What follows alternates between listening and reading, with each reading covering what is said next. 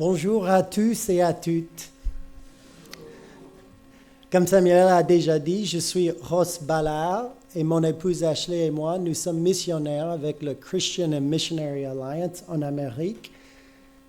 Et on est en France depuis 4 ans presque et on travaille avec la famille Laurence dans le 15e. On habite là parmi les gens et c'est notre but là de construire avec la puissance et la sagesse de Dieu une communauté de foi parmi les non-croyants, nos voisins. Donc ça c'est moi. Prions. Dieu, sois avec nous aujourd'hui alors que nous lisons ce texte et cherchons à comprendre le message que tu veux nous transmettre aujourd'hui. Prépare le cœur de tous ceux qui sont présents, y compris mon propre cœur. Nous nous mettons à ta disposition et sommes heureux de t'accueillir ce matin. Nous te remercions pour notre rédemption et pour cette belle vie pleine de sens que tu nous as donnée. Nous sommes ici pour te servir et voulons honorer notre engagement à glorifier ton nom dans nos communautés. Amen. Je vous prie de m'excuser ce matin si j'ai un comportement un peu atypique parce que je suis malade. Donc, on va discuter. Qu'est-ce que c'est une vie vide? Donc, ça, c'est le titre. Une vie vide. Aujourd'hui, parlons de l'une des choses qui rend Jésus si merveilleux. Le fait qu'il donne un sens à notre vie et nous sauve d'une existence vide et sans but. On va lire 1 Pierre chapitre 1 de versets 3 à 21. Donc, lisons ensemble. Je lis dans la parole de vie. Chantons la louange de Dieu, le Père de notre Seigneur Jésus-Christ. Dans sa grande bonté, il nous a fait naître une deuxième fois en relevant Jésus-Christ de la mort. Nous avons ainsi une espérance qui fait vivre et nous pouvons attendre avec joie les biens que Dieu garde pour nous. Il les garde pour vous dans les cieux, là où ils ne peuvent s'abîmer, ni être salis, ni disparaître. Et vous-même, si vous croyez, le Dieu puissant vous garde pour vous sauver. Ce salut, on le connaîtra à la fin des temps. C'est pourquoi vous êtes remplis de joie, même si toutes sortes de difficultés doivent vous rendre triste pendant un peu de temps. Ces difficultés servent à montrer la qualité de votre foi. L'or peut s'abîmer, pourtant on le met dans le feu pour voir s'il est pur. C'est pareil pour votre foi. Elle est plus précieuse que l'or, mais elle aussi est mise à l'épreuve.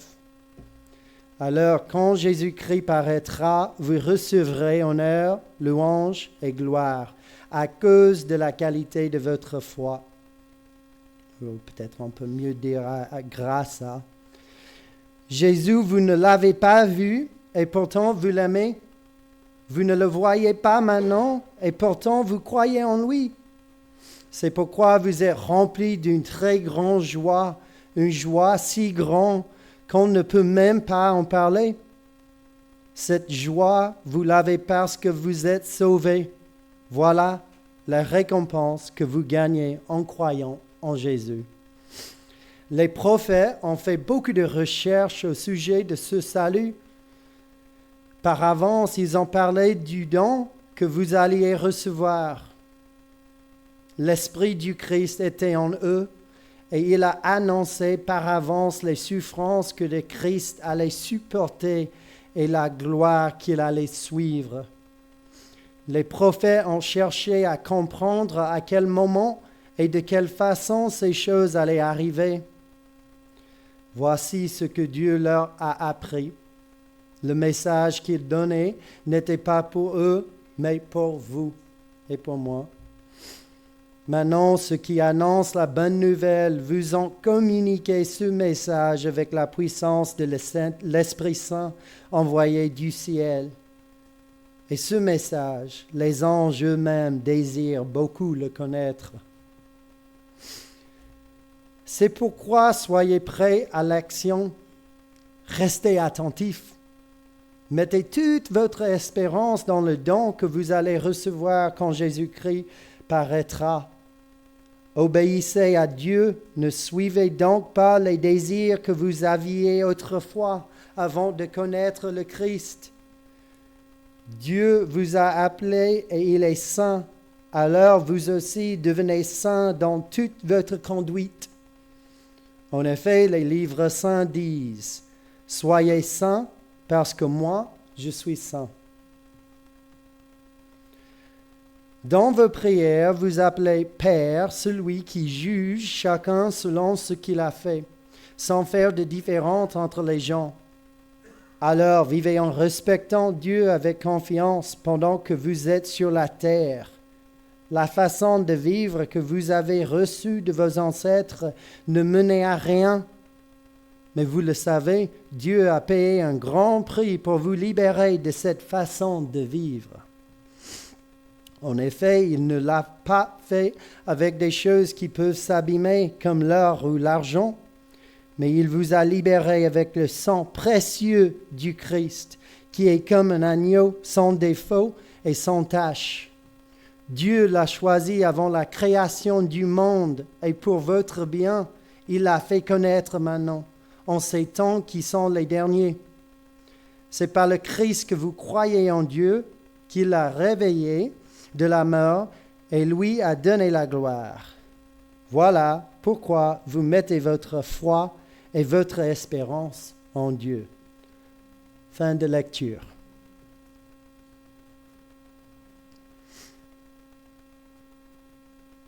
Dans le livre 1 Pierre, chapitre 1, nous lisons que Jésus nous a donné une nouvelle naissance qui mène à une espérance vivante. Il nous donne également un héritage impérissable qui sera révélé dans les cieux. Ces choses nous sont données grâce au sacrifice de Jésus sur la croix. Au verset 6, nous lisons que nos souffrances sont même rachetées et produisent une grande foi qui est louable et glorieuse. Cette foi conduit au salut de nos âmes. Notre amour et notre croyance en Jésus nous remplissent d'une joie inexprimable. Inscrivez-moi, famille de l'Église. Je veux cette vie promise. Qui ne voudrait pas d'une telle vie? Il ne s'agit pas simplement de survivre, de passer d'un jour à l'autre en luttant pour s'en sortir. Il s'agit d'une qualité de vie riche et attrayante. Ce n'est pas une vie temporaire, et ce genre de vie n'est pas dicté par les circonstances dans lesquelles elle se trouve. Cette vie est certaine. C'est la vie éternelle ici, dans le monde mortel. Cela n'a même pas de sens. Comment cela pourrait-il être possible? Je bois un café et j'ai de l'énergie pour 1 heure ou 2 peut-être. Je bois à la source de vie et je n'ai plus jamais soif. Je suis satisfait pour toujours. Lorsque cette vie prend fin, nous passons directement dans l'au-delà. C'est pourquoi je commence à vivre pour le Christ dès maintenant et je l'adorerai tous les jours de ma vie. Il n'y a pas d'échappatoire. Nous avons signé le contrat. Nous avons accepté l'alliance scellée par le sang de l'agneau.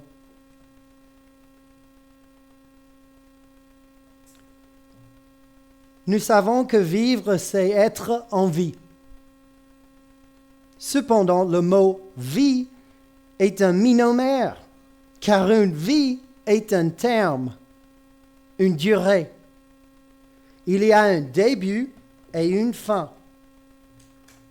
Nous avons certes un début, le jour où nous avons été conçus par nos parents, mais en réalité, qui sait depuis combien de temps nous existons dans l'Esprit de Dieu. Nous n'avons cependant pas de fin. Ce n'est pas que nous ayons le pouvoir en nous-mêmes de maintenir la vie éternelle, mais Dieu la maintient. En fait, il nous nourrit continuellement de cette vie, pour ainsi dire. Nous dépendons de lui pour chaque souffle et chaque battement de cœur. Il nous soutiendra au ciel et même ceux qui sont en enfer. Nous savons que, quelle que soit la façon dont nous vivons nos précieuses vies, nous devons vivre éternellement.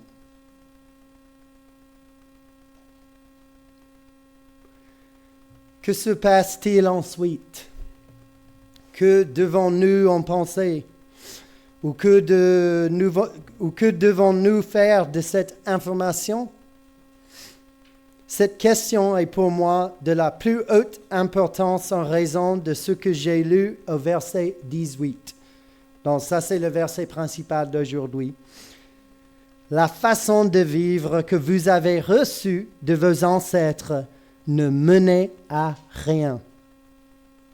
Mais vous le savez, Dieu a payé un grand prix pour vous libérer de cette façon de vivre. Donc, en anglais, j'ai lu que c'était une vie vide et sans but. Sans le rachat du Christ, on mènerait une vie vide. Une vie vide est une vie qui lutte sans cesse pour trouver sa place. Elle ne sait pas où est sa place ni ce qu'elle doit faire. Elle est perdue et aveugle à son Créateur, et sans le Créateur, elle ne sait pas qui adorer et louer. Elle vit dans l'ombre de ce qui était prévu. Elle ne brillera jamais de mille feux, mais sera au mieux une faible lueur. Même les joies les plus grandes sont éphémères. Elles vacillent, s'estompent et sont rapidement étouffées par les soucis et les inquiétudes du monde. Et moi, je ne pense pas que ce soit cela, vivre. Je pense que c'est une errance sans fin et que cela n'a jamais été l'intention de Dieu. Cela, la conséquence du péché et de la désobéissance. Les racines de l'arbre ont été coupées et lentement cette vie se flétrit. Mais le problème, la majorité du monde se trouve dans cette situation. On ne sait même pas qu'il existe une vie véritable tant qu'on n'a pas goûté à la vie qui coule des blessures de Jésus. Dieu nous donne une nouvelle vie en partie parce qu'il veut nous offrir la joie. Cette existence joyeuse trouve matière à célébrer tout ce qui est bon. Nous ne devons pas être des gens austères qui aiment se plaindre. Nous devons rechercher les bons cadeaux de Dieu dans la vie. Nous devons sourire et être remplis de joie. Oui, nous endurons des épreuves et nous pleurons avec ceux qui pleurent quand il le faut. Mais le chrétien ne réside pas éternellement dans la vallée du chagrin. Il connaît bien la tristesse et le deuil comme son maître, mais son âme n'est pas complètement écrasée par les choses qui lui transpercent le cœur. Dieu aime quand nous sourions, quand nous dansons, chantons et célébrons. Nous avons le récit de Jésus se rendant aux noces de Cana, certainement un moment festif. Jésus n'est pas une morose et nous ne devrions pas l'être non plus. Pleurez quand vous en avez besoin. Pleurez avec les autres quand ils souffrent. Puis, retrouvez la joie qui a été supplantée dans nos cœurs. Cette vie regorge de raisons de sourire et d'être heureux. Dieu veut donner de bons cadeaux qui réjouissent le cœur, des cadeaux qui apportent des sourires et de la gaieté. Recevez ces bons cadeaux, chers amis, car vous êtes un trésor pour votre Père céleste. Nous montrons notre gratitude pour ce beau cadeau qu'est la rédemption en le protégeant et en faisant bon usage. Ce n'est pas seulement pour notre bien que Dieu nous a confié une vie épanouie et rachetée, mais aussi pour le bien de tous ceux qui sont touchés et entrent en contact avec nos vies transformées. C'est pour eux en fait. Nous servons un Dieu qui accorde de bons cadeaux à ceux qui le lui demandent. Par conséquent, pour ceux qui n'ont pas été rachetés, demandez librement au Père de vous racheter des griffes du monde et de vous donner une nouvelle vie, une vie qui a un sens.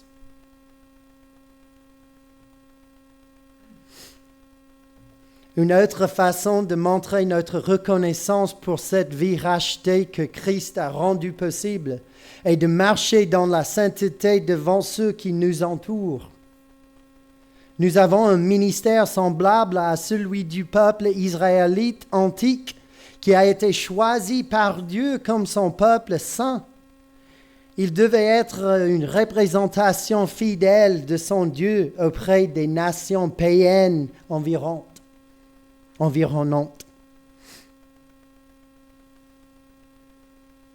Nous voyons également que Dieu s'est donné beaucoup de mal pour nous soustraire au pouvoir du péché.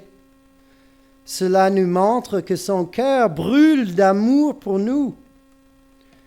Les gens achètent les choses qu'ils veulent. Dieu nous veut, et c'est pourquoi il nous a achetés avec le sang précieux du Christ. Il désire nous reconnecter à sa vie et à son amour. Il nous accorde le droit d'être adoptés dans sa famille. Pour Dieu, nous avons une telle valeur qu'il a accepté de descendre du ciel et de naître comme un humble enfant humain. Il a choisi de marcher parmi les hommes, même si leur cœur était enclin au mal. Il l'a fait pour devenir un sacrifice digne et un grand prêtre afin de rendre justes les injustes auprès de leur Père céleste. Le rachat de nos vies du péché prouve encore davantage que nous appartenons à Dieu. Nous sommes son bien précieux et il se réjouit en nous. Lorsque nous achetons quelque chose, cela devient neutre et nous pouvons en disposer à notre guise. La bonne nouvelle pour nous, c'est que nous sommes entre les mains d'un Dieu bon qui utilise nos vies pour le bien. Sa volonté et son plan sont de tirer le meilleur parti de cette vie précieuse qu'il a payée cher. En fait, tant qu'une vie reste sous l'emprise du péché, elle est complètement et totalement gaspillée. Et la Bible nous enseigne que le sel qui n'est plus salé est inutile et doit être jeté. Mais pour nous, ce n'est pas le rôle des rachetés de réprimander et de critiquer ces personnes parce qu'elles ne voient pas et ne croient pas en Jésus. Elles en sont incapables. Satan les a aveuglés et c'est à Dieu de réchauffer leur cœur. Dieu utilise les témoignages de nos vies pour montrer aux gens un petit aperçu de ce que pourrait être la vie. C'est pourquoi nous vivons parmi eux et devons mener une vie sainte. Nous sommes une torche d'espoir et de joie inexprimable dans un monde sombre et lugubre. Nous sommes les phares qui guident les navires vers le rivage en toute sécurité. Nous sommes les messagers qui transmettent la bonne nouvelle du roi à tous les coins du royaume, annonçant que la bataille est gagnée et que le roi juste siège toujours sur le trône de la grâce. Nous ne rayonnons pas la gloire de celui qui a été tué pour pouvoir nous cacher dans nos maisons et profiter de tout cela pour nous seuls. Non, non, non. Nous retirons l'abat-jour et marchons dans les ruelles sombres à la recherche des traînards. Jésus nous a confié sa mission de sauvetage. Il sauve les âmes, mais il nous a bénis pour que nous soyons un élément essentiel. Vivre ici, sur cette terre endommagée, n'est pas une corvée, mon ami. C'est un magnifique privilège. Nous sommes le sel de la terre. Nous sommes le précieux pansement et le baume apaisant que les autres recherchent. Nous sommes ici pour que les autres n'aient pas à mener une vie vide ou une vie qui menait à rien. Puissions-nous être inspirés à prier sincèrement pour que les personnes que nous connaissons et qui ne servent pas encore Dieu soient délivrées d'un mode de vie d'un mode de vie vide de sens.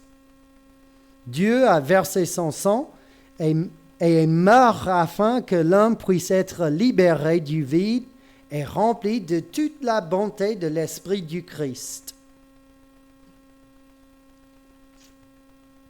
Quand quelqu'un donne sa vie au Christ, ou en d'autres termes, croit au sacrifice de Jésus-Christ pour ses péchés, il entre immédiatement dans la vie éternelle promise que Dieu lui offre.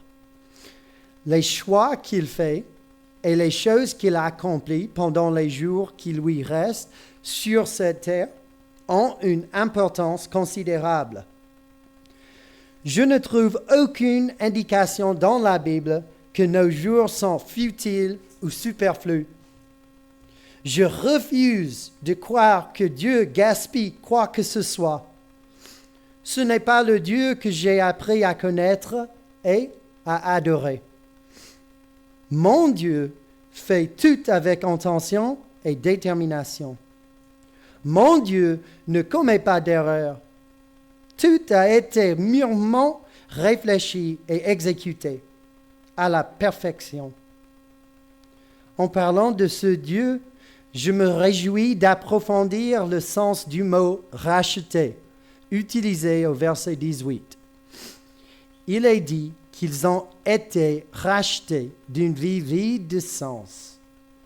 Le mot grec « exagorazo » qui signifie « tirer le meilleur parti » ou « sauver de la perte », acheter sur le marché ou est racheté. Donc, le préfixe « ek » signifie « entièrement ». Permettez-moi d'utiliser un exemple banal pour illustrer ce mot. Imaginez que la semaine dernière, vous êtes allé chez une amie et qu'elle a acheté les meilleures brettes que vous ayez jamais goûtées et que vous en avez vraiment envie maintenant. Donc, je parle des chips. Vous allez chez Franprix et achetez tous les paquets disponibles de cette saveur. En fait, vous les aimez tellement que vous allez aussi chez Carrefour et acheter tous les paquets qu'ils ont. Ça, c'est ce que signifie racheter. Vous achetez quelque chose entièrement. Mes amis, dans notre situation antérieure, avant que le Christ ne change nos vies, nous étions esclaves du péché. Le péché était notre maître, en fait. Nous appartenions au péché et nous pouvions nous en libérer. Ce que le Christ a fait en se sacrifiant, c'est nous racheter complètement de l'esclavage. Il nous a rachetés. Notre dette a été payée et prise en charge par le Christ. Il est mort une fois pour toutes afin que nous ne mourions jamais. Non seulement Dieu nous a donné la vie, mais il a donné un sens et un but à notre vie. C'est pourquoi Dieu est spécial. Lui seul pouvait payer cette dette. Et sans lui, la vie n'a pas de sens. Mais avec lui, la vie prend une valeur infinie. Nous avons maintenant la vie du Christ. Une parenthèse. Nous ne perdons pas cette vie en péchant, mais nous commençons absolument à souffrir d'une déconnexion et à trébucher dans la vie. C'est parce que nous ne vivons pas d'une manière cohérente avec une vie éternelle et rachetée. Cette vie a sa propre qualité et est censée fonctionner avec un seul type de carburant, celui de la justice. Nous pouvons nous remettre sur la bonne voie à temps, mais il y aura certainement un inconfort et une incongruité lorsque nous sortirons des limites prescrites par Dieu. Cette vie éternelle de Dieu fonctionne grâce à la bonté et à l'espoir. Elle fait ce qui est dans l'intérêt des autres et ne se contente pas de moins que le meilleur, car cette vie cherche à adorer Dieu avec tout ce qu'elle a. Vous avez droit à des ratés, mais ne vous arrêtez pas là. Lorsque vous vous écartez du plan de Dieu, trouvez rapidement le chemin qui mène à la vie. Faites amende honorable et faites tout votre possible pour demeurer là où se trouve Dieu. Un autre mot sur cette nouvelle vie qu'il nous a donnée. La nouvelle vie n'a rien à voir avec l'ancienne. L'ancienne vie ne peut pas nous aider dans notre nouvelle vie. Elle n'est qu'un obstacle. Dieu a des attentes et des paramètres quant à la manière dont nous devons vivre cette nouvelle vie. En fait, ce n'est plus nous qui vivons cette nouvelle vie. C'est l'Esprit du Christ qui vit sa vie à travers nous. Par conséquent, nous ne pouvons pas nous attribuer la louange ou la gloire pour le bien que nous faisons, car c'est Dieu qui accomplit l'œuvre. La vie de Jésus n'est ni inutile ni dénuée de sens. La volonté de Jésus était d'accomplir l'œuvre de son Père. Il n'a pas fait ce qu'il voyait faire son Père. Nous avons été crucifiés avec le Christ et nous ne vivons plus. Nos anciennes mauvaises habitudes n'ont rien à voir avec cette nouvelle vie pleine de sens. Nous sommes une nouvelle création. Nos objectifs ont changé. Nous ne luttons plus simplement pour notre propre survie.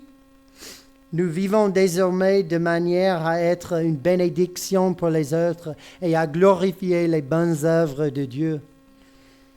Le bien des autres autour de nous est désormais clairement visible aux yeux de Jésus. Et nous avons été sauvés de notre mode de vie égoïste. Nous sommes libérés du pouvoir du péché et de la chair et sommes désormais capables, grâce à la force du Christ en nous, de faire véritablement le bien aux autres. Nous avons été purifiés par le sang de l'agneau pascal. Le Christ en nous est ému de compassion devant la détresse des autres et veut intervenir. Le Christ veut aider les pauvres et les affligés. Il est attiré par ceux qui ont le cœur brisé. Il entend les cris des veuves. Il désire que la parole de Dieu soit respectée et prêchée comme il se doit. Jésus veut vivre de chaque parole qui sort de la bouche de Dieu. Jésus veut purifier le temple et délivrer les opprimés des démons. C'est pourquoi, avec l'Esprit du Christ, nous voulons nous aussi faire ces choses. Vous êtes une personne entièrement nouvelle et vous menez une vie des plus épanouissantes lorsque le Christ est à la barre. Notre Dieu est tout simplement merveilleux, comme nous l'avons vu aujourd'hui dans notre examen du texte. Nous savons qu'il a fait de grands efforts pour racheter son épouse, afin d'être proche de sa création chérie. Il ne s'est pas contenté de laisser l'homme dans son vide, mais a plutôt voulu que l'homme ait un but, qu'il mène une vie enrichissante et satisfaisante en Dieu. Il a donné de l'eau à nos âmes assoiffées et nous enseigne continuellement par son esprit comment vivre cette vie merveilleuse et précieuse. Que notre Dieu soit glorifié pour toujours et à jamais grâce à cette vie éternelle qu'il nous a donnée.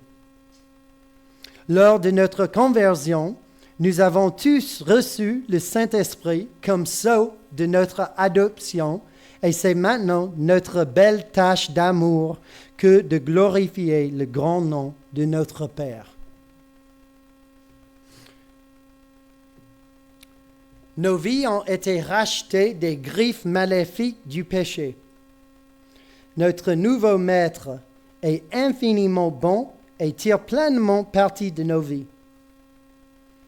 Nous n'avons plus à craindre que nos jours soient dénués de sens. Cela signifie que partout où nous allons et quoi que nous fassions, nous pouvons avoir un impact positif pour le royaume des cieux ici-bas. Cela dit, cessez d'attendre le ciel pour vivre la vie éternelle. Elle est déjà votre et elle a une valeur inestimable. Nous disposons désormais des richesses du ciel et pouvons proclamer la rédemption de la vie par le Christ. Prions. Quel cadeau précieux tu nous as fait. Tu es vraiment merveilleux et tu nous as montré clairement ce matin à quel point nous sommes précieux à tes yeux.